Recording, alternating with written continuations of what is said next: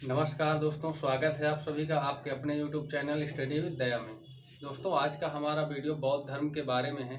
इससे पहले कल के वीडियो में हमने पढ़ा था महाजनपदों के उदय के बारे में कि किस तरह से आर्थिक जीवन और सामाजिक जीवन की उन्नति के फलस्वरूप राजनीतिक जीवन में भी बड़े बदलाव देखने को मिलते हैं।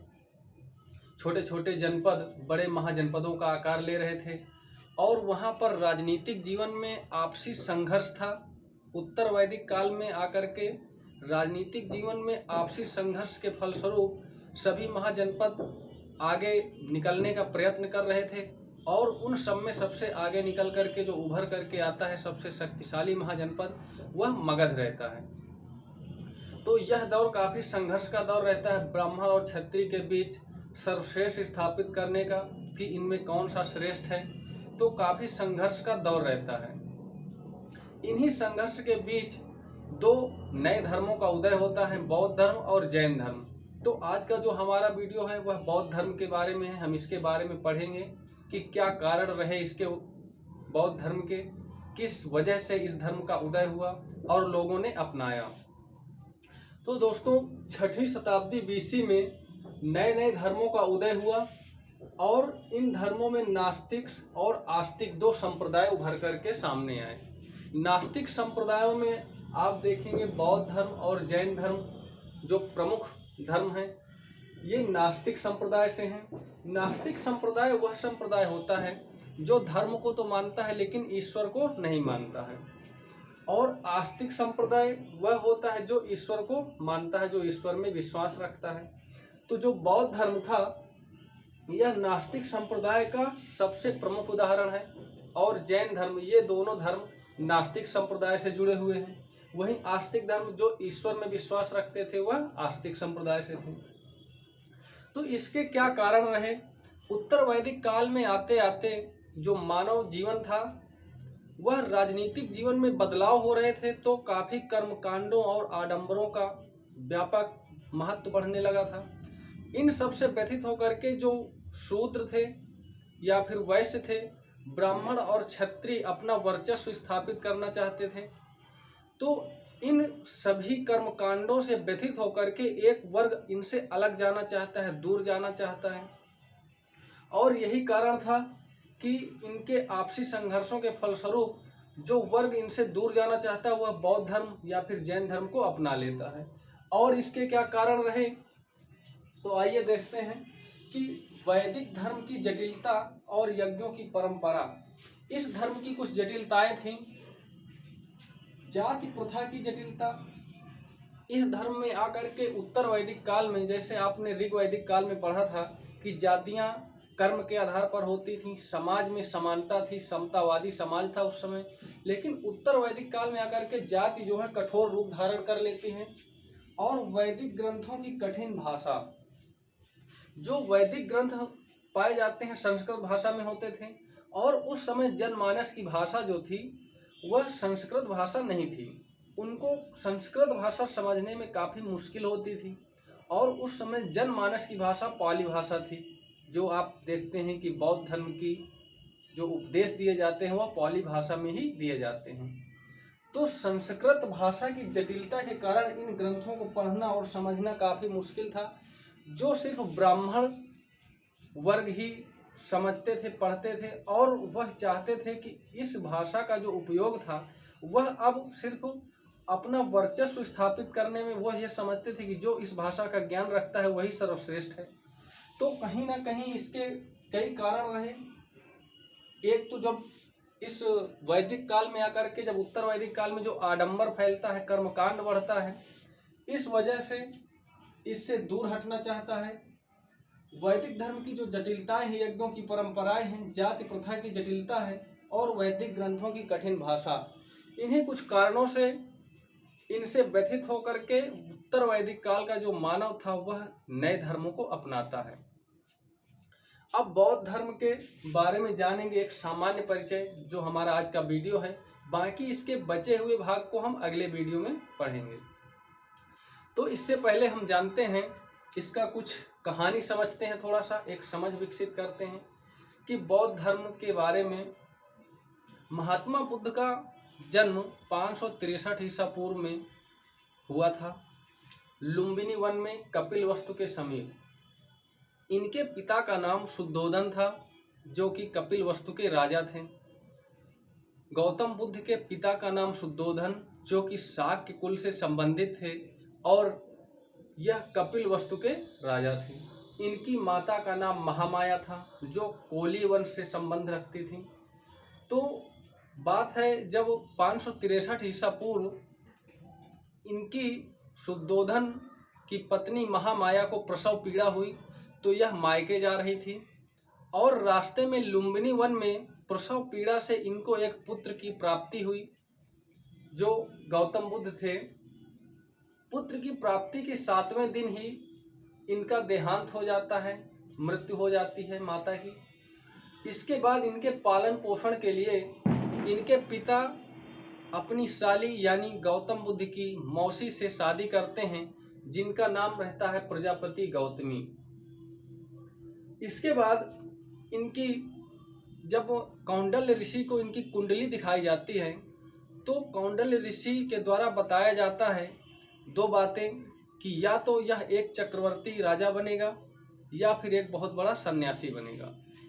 तो इनके पिता इस बात से दुखी होने लगे, क्योंकि एक ही पुत्र था और वह कपिलवस्तु के राजा थे।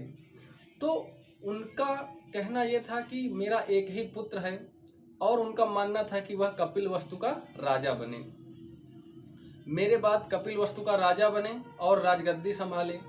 तो उनके एक चिंता सताने लगी कि कहीं मेरा पुत्र सन्यासी न हो जाए। आगे जैसे जैसे समय बीतता है, तो गौतम बुद्ध जो थे वह अकेले में बैठना, बगीचों में बैठ करके चिंतन करना उनका स्वाभाविक कारण बन गया। और यह सब देख करके उनके पिता को थोड़ा चिंता होने लगी, और उन्होंने 16 वर्ष की आयु में इनका विवाह करवा दिया।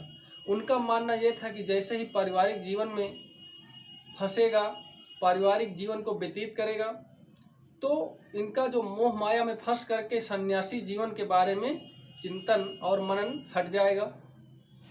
तो 16 वर्ष की आयु में गौतम बुद्ध का विवाह हो जाता है, और इनकी पत्नी का नाम यशोधरा रहता, पत्नी का नाम यशोधरा।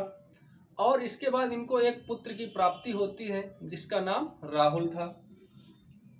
इसके बाद इनका मन नहीं लगता है, वही चिंता बनी रहती है। और यह एक दिन रात में आधी रात को चुपके से गृह त्याग करते हैं, और इस गृह त्याग को बौद्ध धर्म में इस घटना को महाभिनिष्क्रमण कहा जाता है। गृह त्याग करने के बाद यह ज्ञान की प्राप्ति के लिए इधर उधर भटकते हैं, और इन्होंने एक गुरु की बनाया, जो इनके प्रथम गुरु कहलाए अलार कलाम, जो सांख्य दर्शन से संबंध रखते थे। इसके बाद इनके द्वितीय गुरु जो थे रुद्रक रामपुत्र, राजगृह में इनकी मुलाकात हुई, और इन्होंने इनको दूसरा गुरु बनाया। लेकिन इसके बाद इनको ज्ञान की प्राप्ति नहीं हुई, शिक्षा इनसे लिया, और फिर यह ज्ञान की प्राप्ति के लिए बोध गया गए, और बोध गया में जा करके पीपल वृक्ष के नीचे 45 दिन की कठिन तपस्या के बाद 6 वर्ष के बाद जब यह घर छोड़ करके जाते हैं, उस समय से 6 वर्ष की तपस्या के बाद इनको ज्ञान की प्राप्ति होती है। और ज्ञान की प्राप्ति के बाद यह बुद्धत्व यानी बुद्धत्व की प्राप्ति होती है, जिससे ये बुद्ध कहलाए। फिर इन्होंने अपने उपदेश दिए, शिष्य बनाए, और कई मठ संघ बनाए, जो आगे जाकर के इस धर्म का प्रचार प्रसार कर सकें।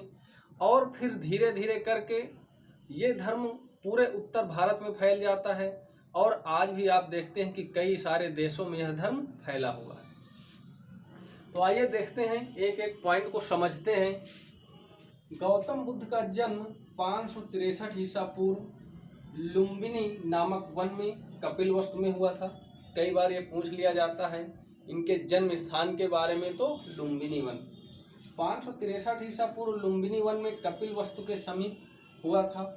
इनकी मृत्यु 483 ईसा पूर्व कुशीनगर, जो उस समय मल्लों का क्षेत्र था, कुशीनगर में, वर्तमान में यह यूपी देवरिया क्षेत्र है, कुशीनगर में 80 वर्ष की आयु में इनकी मृत्यु हुई थी। और इनकी मृत्यु की घटना को बौद्ध धर्म में महापरिनिर्वाण के नाम से जाना जाता है। तो इनकी जो घटनाएं हैं वहाँ से कई बार प्रश्न पूछे जाते हैं, जैसे इनके गृह त्याग की घटना को महाभिनिष्क्रमण, इनके जो मृत्यु की घटना है उसको महापरिनिर्वाण। तो याद रखिएगा, इसको नोट कर लीजिएगा। मृत्यु की जो घटना है इसको महापरिनिर्वाण कहा जाता है। 80 वर्ष की आयु में 483 ईसा पूर्व कुशीनगर में इनकी मृत्यु हो जाती है। इनके पिता शुद्धोधन कपिलवस्तु के राजा थे, जो कि शाक्य कुल से संबंध रखते थे। माता महामाया कोली वंश की थी। इसके बाद इनकी सौतेली माँ, जो कि इनकी मौसी भी थी, प्रजापति गौतमी थी।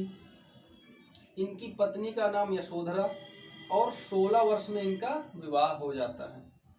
पुत्र की एक प्राप्ति होती है जिसका नाम राहुल था, और पुत्र प्राप्ति के बाद गौतम बुद्ध ने कहा था कि एक और बंधन ने मुझे, जो जीवन मृत्यु के बंधन है मोह माया का, इसमें मुझे एक और बंधन में बांध दिया। इसका एक और बंधन की जो अर्थ था उन्होंने इसीलिए इसका नाम राहुल रखा। राहुल का अर्थ एक और बंधन। इसके बाद उनका मन नहीं लगने लगा। वह ज्ञान की प्राप्ति की खोज में एक दिन रात्रि में गृह त्याग करते हैं, चुपके से निकल जाते हैं। 29 वर्ष की आयु में वह गृह त्याग करते हैं, और इस घटना को महाभिनिष्क्रमण कहा जाता है बौद्ध धर्म में। तो इसको आप याद रखिएगा, कई बार पूछा जाता है। गृह त्याग की घटना को बौद्ध धर्म में महाभिनिष्क्रमण कहा जाता है। इसके बाद एक बार वह बगीचे में बैठे थे और उन्होंने गौतम बुद्ध ने 4 दृश्यों को देखा। पहला, उन्होंने एक वृद्ध व्यक्ति देखा जो कि अपने जर्जर और कमज़ोर शरीर को लेकर के काफ़ी कमज़ोर महसूस कर रहा था, जिसको देख करके उन्हें काफ़ी दुख हुआ। दूसरा, उन्होंने एक बीमार व्यक्ति को देखा जो कि प्रयास कर रहा था एक जीवन जीने का, लेकिन उसे कई सारी बीमारियों ने घेर रखा था और वह उन सभी बीमारियों से पीड़ित था, जिससे उन्हें काफ़ी दुख हुआ। फिर एक शव को देखा जिससे उन्हें यह पता हुआ, ज्ञात हुआ कि जीवन की अंतिम दशा यही है, जीवन में कितने भी प्रयत्न आप कर लें। इसके बाद उन्हें एक सन्यासी दिखा जो कि प्रसन्न चित्त मुद्रा में घूम रहा था, जिससे उन्हें यह ज्ञात हुआ कि इन सभी दुखों से अगर मुक्त होना है तो इस सन्यासी जीवन को अपनाना बहुत जरूरी है। और उनके मन में यहीं से सन्यास ग्रहण करने का विचार आया और उन्होंने गृह त्याग किया। इसके बाद गृह त्याग के बाद उन्होंने जगह जगह पर भ्रमण किया और ज्ञान की प्राप्ति के लिए उन्होंने एक गुरु को बनाया जो इनके प्रथम गुरु कहलाए, अलार कलाम, जो सांख्य दर्शन से संबंध रखते थे। वैशाली में इनकी मुलाकात हुई। इसके बाद उन्होंने एक दूसरा गुरु बनाया जिनसे शिक्षा ग्रहण की, रुद्रक रामपुत्र, राजगृह में इनसे मुलाकात की और इन्हें दूसरा गुरु बनाया। इसके बाद उन्होंने ज्ञान की प्राप्ति के लिए यहाँ से बोध गया गए और बोध गया में एक पीपल वृक्ष के नीचे 45 दिन की कठोर तपस्या के बाद इन्हें बुद्धत्व की प्राप्ति हुई, ज्ञान की प्राप्ति हुई, जिसे बौद्ध धर्म में बुद्धत्व कहा गया और यह बुद्ध कहलाए। इनके बचपन का नाम सिद्धार्थ था, याद रखिएगा, मैंने नोट नहीं किया। इनके बचपन का नाम सिद्धार्थ था। तो इन्हें 6 वर्ष के पश्चात, यानी कि जिस समय यह 29 वर्ष की आयु में घर से निकले थे और 6 वर्ष पश्चात यानी 35 वर्ष की आयु में इन्हें ज्ञान की प्राप्ति हुई और वह स्थान बोध गया कहलाया। तो 35 वर्ष की आयु में पीपल वृक्ष के नीचे निरंजना नदी के किनारे वैशाख पूर्णिमा की रात इन्हें ज्ञान की प्राप्ति हुई। और इनके जीवन की सबसे बड़ी बात ये कि इनके जन्म, मृत्यु और ज्ञान की प्राप्ति, ये तीनों घटनाएं वैशाख पूर्णिमा की रात हुई थी। इसीलिए वैशाख पूर्णिमा को बुद्ध पूर्णिमा के नाम से जाना जाता है। इन्हें बुद्धत्व की प्राप्ति के बाद बुद्ध कहा गया और इन्हें अन्य नामों से भी जाना जाता है। तथागत यानी सत्य है ज्ञान, जिसका शाक्य मुनि के नाम से भी जाना जाता है। लाइट ऑफ एशिया यानी कि एशिया का प्रकाश पुंज के नाम से भी जाना जाता है। तो आप याद रखिएगा, यहाँ पर लिख देते हैं द लाइट ऑफ एशिया। इस नाम से भी गौतम बुद्ध को जाना जाता है। कई बार ये क्वेश्चन पूछा गया है, लाइट ऑफ एशिया के नाम से किसे जाना जाता है।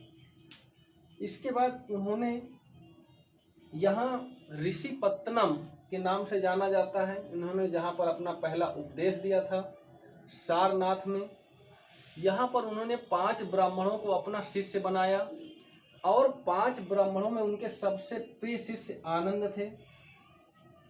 वहाँ पर आकर के जब सारनाथ में इन्होंने 5 ब्राह्मणों को शिष्य बनाया, उनको उपदेश दिया, तो जहाँ पर उपदेश दिया वो जगह जहाँ पर इन्होंने प्रथम उपदेश दिया, कई बार पूछा जाता है सारनाथ या फिर ऋषिपत्तनम या फिर मृगदाव, इस जगह को कहा जाता है।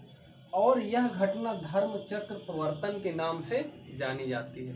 इनकी घटनाओं से कई बार क्वेश्चन पूछे जाते हैं, तो आप इनको जरूर नोटिस करिएगा। इन्होंने प्रथम उपदेश सारनाथ में दिया और इस सारनाथ को अन्य और नामों से भी जाना जाता है, ऋषिपत्तनम, मृगदाव, और इस घटना को धर्म चक्र प्रवर्तन कहा गया। अब इनकी घटनाओं से और इनके कुछ प्रतीक हैं जो सिंबल से डिनोट किया जाता है इनकी कुछ घटनाओं को। इनके जन्म को कमल और साढ़ से प्रतीक है, इनका जन्म प्रतीक जो है कमल और साढ़ है।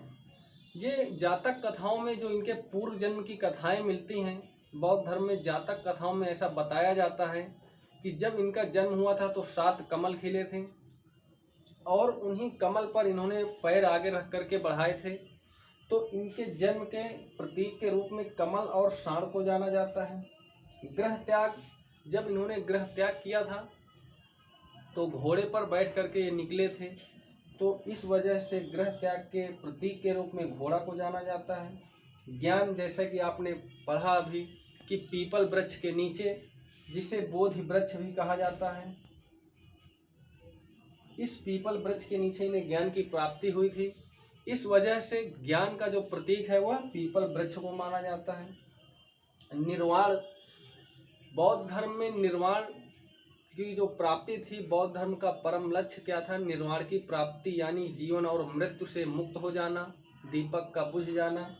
तो निर्वाण का जो प्रतीक था वह पद चिन्ह था और मृत्यु का जो प्रतीक था वह स्तूप था, जहाँ पर अवशेषों को रखा जाता था मृत्यु के बाद। तो यहाँ से हमने देखा कि किस तरह से वह गृह त्याग करते हैं और अपने गुरु बनाते हैं, फिर इन्हें ज्ञान की प्राप्ति होती है। 6 वर्ष की कड़ी तपस्या के बाद पीपल वृक्ष के नीचे निरंजना नदी के किनारे 35 वर्ष की आयु में इन्हें ज्ञान की प्राप्ति होती है। और फिर ये यहाँ सारनाथ में आकर के 5 शिष्य बनाते हैं और इन शिष्यों में इनके सबसे प्रिय शिष्य आनंद थे और यह प्रथम उपदेश सारनाथ में ही देते हैं, जिसे धर्मचक्र प्रवर्तन के नाम से जाना जाता है। और इनके घटनाओं और प्रतीकों के बारे में देखा कि कौन सी घटना किस प्रतीक के नाम से जानी जाती है। अब आगे देखते हैं कि जब इस धर्म का प्रचार प्रसार हो रहा था, शिष्य बनाए जा रहे थे, यानी संघ, मठ या फिर विहार कह सकते हैं, उन जगहों को कहा जाता था जहाँ पर बौद्ध धर्म के अनुयायी निवास करते थे। तो इनके एक शिष्य आनंद जो थे, इनके सबसे प्रिय शिष्य थे, उनके आग्रह पर इन्होंने महिलाओं को प्रवेश दिया। हालांकि बुद्ध का मानना यह था कि जब तक इस धर्म में सिर्फ पुरुष हैं तब तक यह धर्म ज़्यादा समय तक चलेगा। महिलाओं के शामिल होने से यह धर्म सिर्फ 500 से 1000 समय में ही नीचे की ओर चला जाएगा। यह धर्म का वर्चस्व जो है कम हो जाएगा। इनका ऐसा मानना था, लेकिन फिर भी अपने शिष्य आनंद के आग्रह पर इन्होंने महिलाओं को प्रवेश दिया और जो प्रथम भिक्षुणी बनी इस धर्म की, वह इनकी मौसी ही प्रजापति गौतमी बनी थी। और एक जो नृत्यांगना थी वैशाली की, इसने भी बौद्ध धर्म को अपना लिया था। बात आती है सबसे ज़्यादा उपदेश इन्होंने कहाँ दिए, तो कौशल महाजनपद जिसकी राजधानी श्रावस्ती थी, इन्होंने सबसे ज़्यादा उपदेश श्रावस्ती में दिए। अंतिम उपदेश इन्होंने सुभद अपने एक शिष्य को दिया था और इसके बाद इनकी मृत्यु हो जाती है, निर्वाण की प्राप्ति हो जाती है और इस घटना को महापरिनिर्वाण के नाम से जाना जाता है। ऐसा माना जाता है कि भोजन के लिए आमंत्रित किए गए थे और भोजन करने के बाद यह अतिसार रोग से ग्रसित हो गए थे, बीमार पड़ गए थे और इसी अतिसार बीमारी की वजह से इनका निधन हो गया। इन्होंने अपने जीवन में जो उपदेश दिया अब उसके बारे में देखते हैं कि इन्होंने अपने जीवन में क्या उपदेश दिए, क्या बताया। तो इनके जीवन के 4 आर्य सत्य हैं। पहला है दुख, यानी जीवन में दुख है और यह दुख रहेगा ही, आप कितने भी प्रयत्न कर लें। इसके बाद दूसरा है दुख समुदाय, यानी दुख का समुदाय है, सिर्फ दुख ही नहीं। और तीसरा है दुख निरोध, यानी दुख का निरोध भी है, दुख को नष्ट भी किया जा सकता है। और इसके लिए इन्होंने दुख निरोध मार्ग बताया कि किस तरह से इस दुख का विनाश किया जा सकता है, आप इस दुख से मुक्त हो सकते हैं। तो पहला 4 आर्य सत्य में इनका था दुख, यानी दुख है। और दूसरा दुख समुदाय, दुख का समुदाय है पूरा। तीसरा दुख निरोध, यानी इसके नष्ट भी किया जा सकता है और इसके उपायों के बारे में, इसका मार्ग क्या है। और इसके लिए उन्होंने अष्टांगिक मार्ग को बताया कि अगर आप इन 8 अष्टांगिक मार्ग यानी इन 8 मार्गों को अपनाते हैं तो आप दुखों से मुक्त हो सकते हैं। और उन्होंने दुखों का जो सबसे बड़ा कारण बताया था वह तृष्णा को बताया, यानी कि पाने की इच्छा। जब तक आप पाने की इच्छा रखेंगे तब तक जीवन में आपको दुख मिलते ही रहेंगे। जब आप पाने की इच्छा से मुक्त हो जाओगे तब आपको सारे दुखों से आपका निवारण हो जाएगा।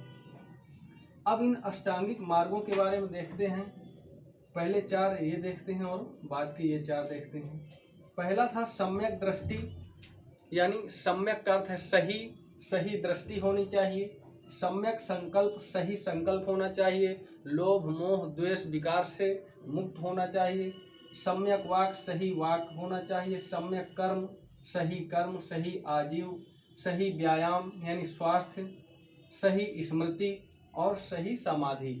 इन 8 मार्गों पे चल करके दुखों का निवारण किया जा सकता है, दुखों को नष्ट किया जा सकता है। इसके बाद इन्होंने 10 शील सिद्धांतों को भी दिया था, जो कि एक नैतिक जीवन के लिए 10 शील सिद्धांतों को हर व्यक्ति को अपनाना चाहिए, जिनमें सत्य, अहिंसा, अस्तेय, अपरिग्रह, ब्रह्मचर्य आदि 10 शील सिद्धांत इन्होंने दिए थे, जो कि जीवन के लिए, एक नैतिक जीवन के लिए जरूरी हैं। और इन्होंने त्रिरत्न दिए। बौद्ध धर्म के त्रिरत्न के बारे में पूछा जाता है कई बार कि 3 बुद्ध धर्म के, जो बौद्ध धर्म के 3 रत्न हैं, कौन कौन से हैं। तो पहला है बुद्ध। अब बुद्ध का अर्थ यहाँ पर है कि जो सबसे सत्य है, यानी सबसे सत्य बुद्ध। धम्म यानी धर्म, जो सबसे सत्य है। संघ, संघ के बारे में वह ग्रुप जो इसके प्रचार प्रसार आदि के लिए काम करता था। तो यहाँ से हमने 3 रत्नों के बारे में देखा। बुद्ध यानी जो सबसे सत्य है, धर्म यानी धर्म जो सत्य है, जो यानी यहाँ पर किस धर्म की बात हो रही, बौद्ध धर्म की, जो सत्य है। संघ यानी वह ग्रुप, वह समूह जो इसके प्रचार प्रसार के लिए काम करता था। इन तीनों को बौद्ध धर्म का त्रिरत्न के रूप में जाना जाता है, बुद्ध, धम्म, संघ। और इसका परम लक्ष्य जो था बौद्ध धर्म का, वह निर्वाण प्राप्ति को माना जाता है, यानी कि जीवन मृत्यु से मुक्त हो जाना, दीपक का बुझ जाना, निर्वाण की प्राप्ति हो जाना। तो बौद्ध धर्म का परम लक्ष्य जो है वह निर्वाण की प्राप्ति है। तो यहाँ से हमने बौद्ध धर्म के बारे में आज जाना कि किस तरह से इनके जन्म के बारे में और इनके गृह त्याग, किस तरह से इन्होंने क्या उपदेश दिए। बाकी इसके बचे हुए भाग को, जिनमें कि बौद्ध संगीतियाँ हैं और इनके जो धर्म ग्रंथों के बारे में कहाँ से क्या जानकारी मिलती है, वह अगले वीडियो में मिलेगा। और इसके बाद फिर जैन धर्म के बारे में। धन्यवाद। अगर आपको वीडियो अच्छा लगा हो तो लाइक और सब्सक्राइब करना ना भूलें।